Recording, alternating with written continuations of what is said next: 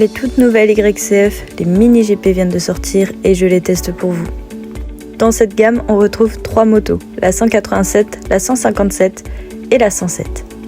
On retrouve une fourche inversée avec différents réglages comme la compression, la détente, ce qui n'existait pas sur la Dirt. On retrouve également des demi-guidons réglables, ainsi que les commandes reculées qui le sont également. On notera également que les cale-pieds sont déjà protégés pour aller sur circuit. On retrouve des amortisseurs YCF Factory réglables et des polis modernes qui font penser à la KTM 390.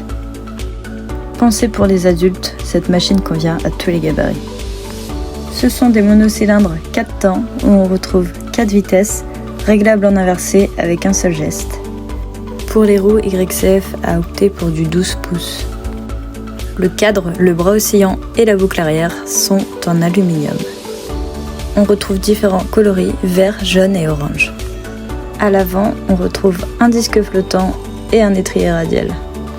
La particularité de cette machine est le pot sous le moteur. Il se trouve en fait totalement dans le sabot qui est d'ailleurs fourni aussi avec la moto.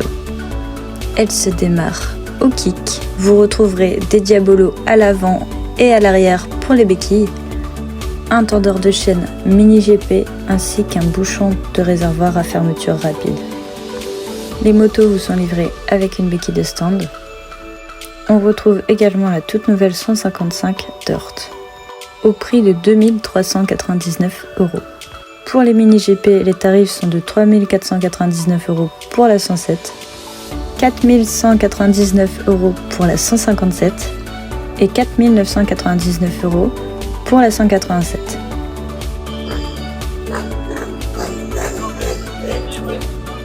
Moi je fais 1m70 pour 60 kg. On est un peu plus bas que la Dirt, je pense. On n'a pas une position trop sportive, je pensais vraiment être penché en avant de dingue, mais pas du tout. Vous voyez, je suis assez droite quand même. Je pense que ça peut être agréable. Bon, les cornes reculées, c'est un peu en arrière. Je pense que t'es pas tant sur une sportive que ça quand tu roules, quoi. Ça a l'air assez agréable niveau position, on va voir après quand on roulera. Bonjour à tous, on se retrouve aujourd'hui pour tester les toutes nouvelles YCF qui viennent de sortir. Donc il y a la 107, la 157 et la 187. C'est 3 petites motos typées sport pour les enfants comme pour les adultes. Et YCF organise un YCF Tour où tout le monde peut tester ces petites motos. Il y a aussi normalement les Biggies, mais elles ne sont pas présentes. Donc les Biggies, c'est des super motos donc en 190 qui sont normalement des crosses que YCF du coup a monté en super moto avec chambre à air. J'avais pu la tester en cross, c'était vraiment sympa. On l'avait testé en cross en flat track. J'espère avoir l'occasion de la tester en supermode parce que là, aujourd'hui, ça va pas être faisable. On verra plus tard. Là, le but, ça va être de découvrir cette nouvelle moto et comme vous pouvez le voir, j'ai eu donc ma 400, j'ai eu un nouveau moteur qui est actuellement 400 km parce que je l'avais cassé à Magny-Cours en championnat de France. J'avais pas pu participer à la course. D'ailleurs, merci à Team Flambeau qui m'avait donné un bon coup de main encore une fois. Du coup, on va essayer de voir comment le moteur fonctionne. Il est totalement d'origine, 400 km. Et faire un petit rodage. On vient de mettre une nouvelle huile, voir comment elle réagit et si tout se passe correctement. Je vous avais pas trop montré la nouvelle déco du coup, puisque j'ai cassé le moteur avant, donc je vais vous montrer ça.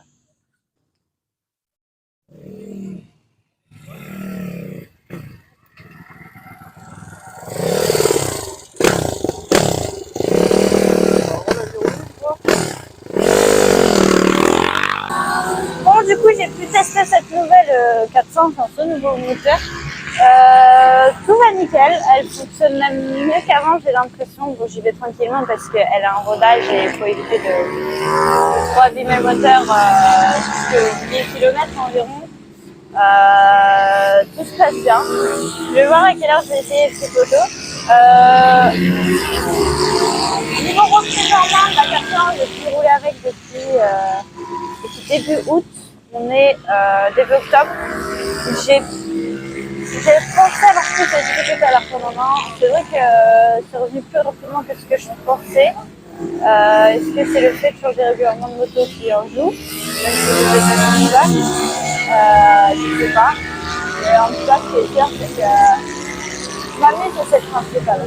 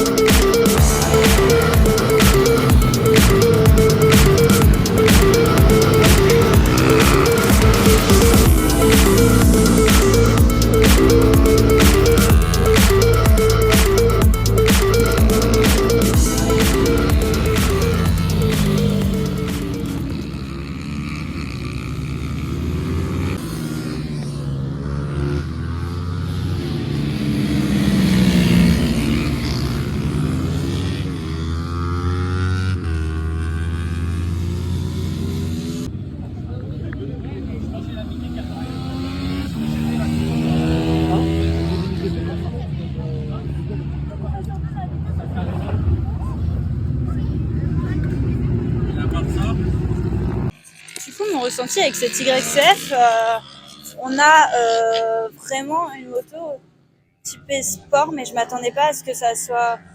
Je m'attendais à plus sport, plus petit, en fait, plus enfant. Et en fait, il m'expliquait que c'était une moto qui avait été pensée pour des adultes, pas des enfants. Après, les seuls points négatifs que j'ai pu avoir, ça a été d'ordre personnel, c'est-à-dire un levier trop loin, les demi-guidons pas assez ouverts, mais ça, c'est des choses qui se règlent. Et en plus de ça, sur cette moto, ce qui est génial, c'est que ça se règle directement au levier. Il n'y a pas besoin de changer de levier, on peut tout régler à la molette. Donc moi, j'ai testé la 150, je vais aller tester après la 187 du coup, donc qui est un peu plus puissante. J'étais un peu crispée sur la moto, mais le coude était quand même pas loin. Alors je l'ai dit que c'est vraiment une moto où tu peux travailler ta position et ton physique, parce que c'est une moto qui, mine de rien, est très physique. C'est ce qu'on a tous ressenti, que ce soit moi, Yannick, Jérémy Hérault ou d'autres pilotes. C'est une moto, par contre, qui est énormément sur l'avant. Mais c'est peut-être aussi parce que ces bracelets sont pas assez ouverts, donc à tester avec des bracelets plus ouverts. Mais franchement, c'est une super moto, je pense, pour travailler en entraînement.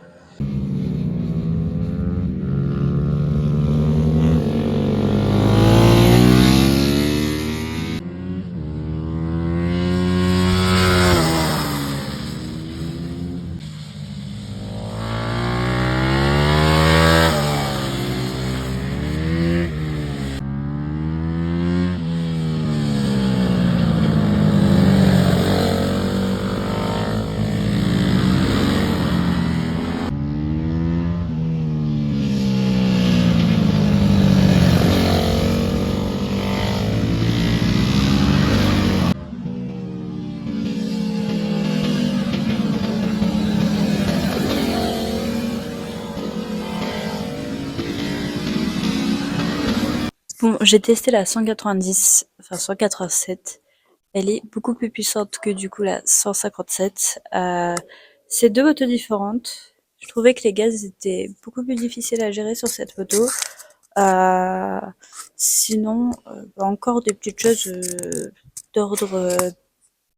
Enfin, c'est pilote mécanique quoi. C'est pas la moto en soi, mais par contre, avec Yanis, on avait tous les deux le ressenti de pouvoir mettre moins d'angle qu'avec la 157. Est-ce que c'est parce qu'elle a plus de puissance, du coup t'arrives plus vite et tout, je sais pas trop. Mais c'est vrai que à choisir, là c'est un 187 je pense. Je pense qu'elles sont plus faites pour les virages élancés, les grands circuits. Et je testerai bien ça sur le gros circuit. On a essayé de récupérer le catalogue YCF pour regarder, pour commander des pièces. Faut savoir que le catalogue, tout ce que vous voyez, vous pouvez l'acheter que chez des revendeurs. Vous pouvez pas acheter ça chez YCF directement. Ils ne vendent pas de pièces. C'est leurs revendeurs qui vendent. Eux vendent uniquement les motos. Donc du coup, on a fait un nouveau test. On voulait voir si ça passait en intérieur.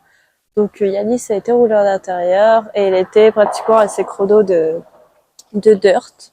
On a juste en fait rehaussé les guidons et agrandi pour l'angle de braquage forcément en intérieur. Mais ce qu'il y a de bien, c'est que du coup en hiver, vous pouvez quand même aller rouler en intérieur avec cette moto. Plutôt que prendre une dirt, vous pouvez également penser à la solution de la toute nouvelle YCF. Je vais vous montrer un peu du coup comment ça rend à l'intérieur. Moi, je vais pas rouler à l'intérieur là parce que j'ai pas mangé et à l'intérieur, ça a tendance à me donner le tournis. Donc je vais vous montrer ce que ça donne avec Yanis.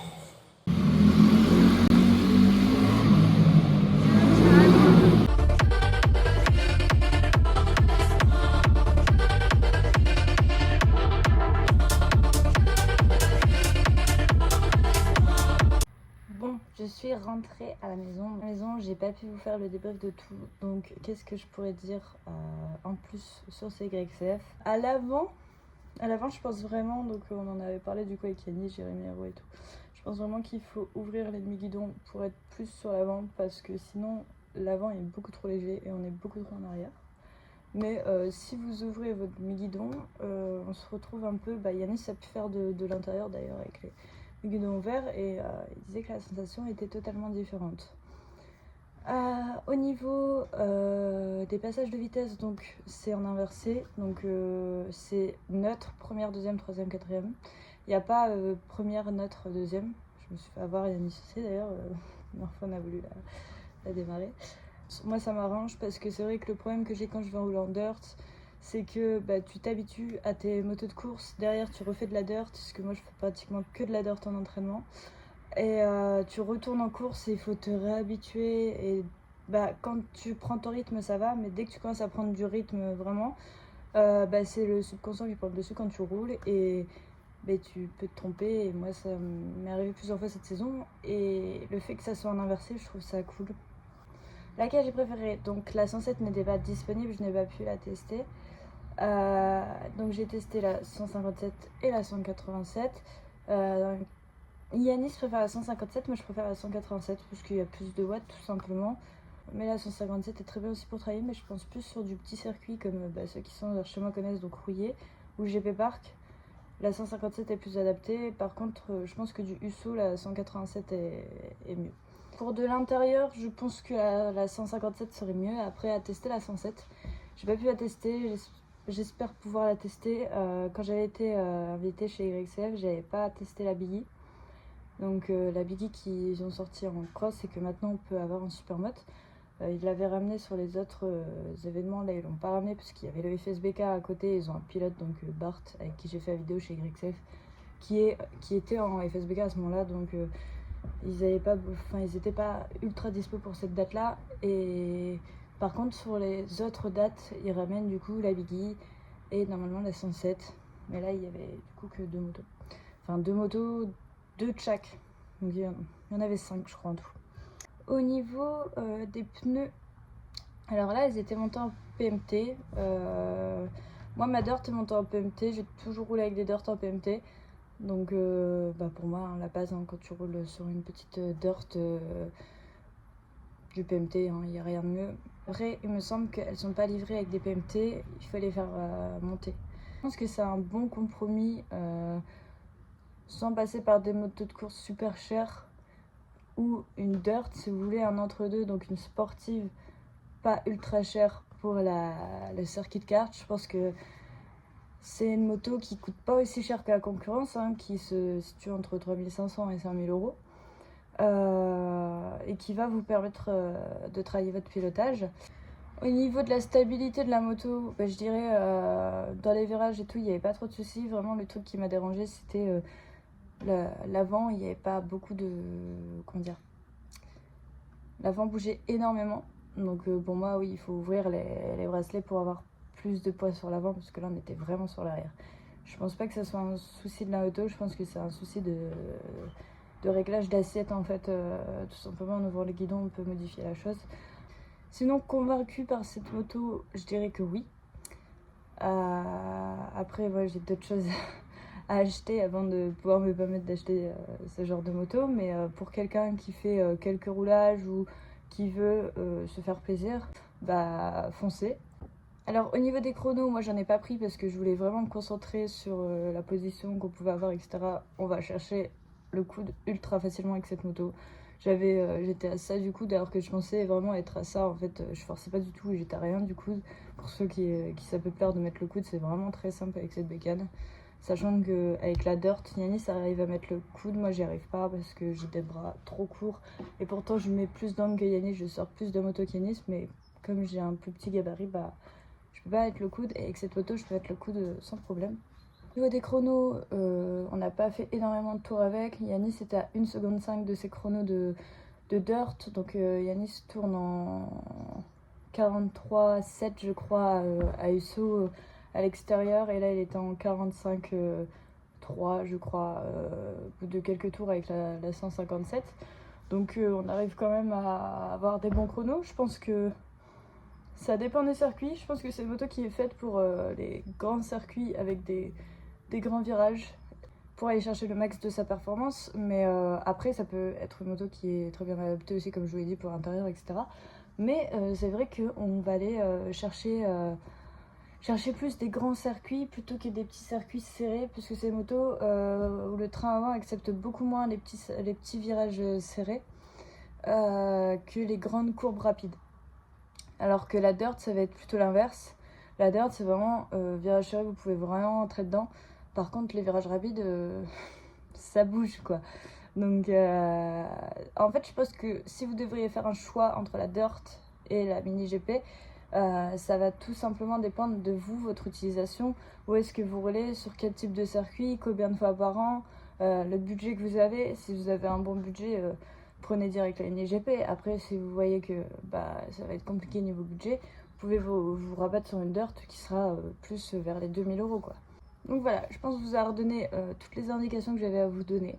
Pour vous en donner plus, je pense qu'il faudrait rouler sur le long terme avec cette moto, voir ce qu'elle vaut réellement. Est-ce qu'on peut aller chercher des meilleurs chronos qu'avec les Dirt sur tel et tel circuit en compète, est-ce qu'elle se rapprocherait des meilleurs chronos, etc.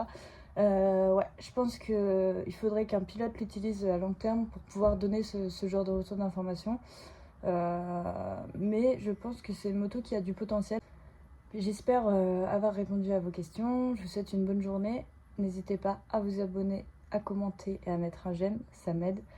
Et je vous souhaite une bonne journée.